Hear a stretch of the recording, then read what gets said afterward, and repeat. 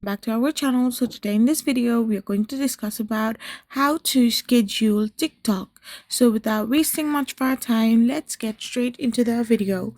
So if you want to just simply schedule TikTok post, you cannot do it through your app directly. Like you cannot do it through your TikTok app. You need to simply go to tiktok.com's web browser. So once you are in your TikTok, you can simply get logged in into your account. And now once you have done this, you can simply tap on the cloud-like option once you are there.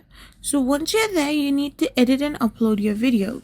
You need to simply tap on it and edit your video first and upload it. So once you have done this, you can simply toggle the schedule button and select a date. After uploading and editing, you can toggle the schedule button and select a date according to your post time. The time zone will default to your settings, and this way you can simply schedule your TikTok posts. I hope you found this video helpful, so don't forget to hit that subscribe button and do give us a thumbs up. We will be back again with more informative videos. Thank you for watching and stay tuned for our next video. We will be back again really soon.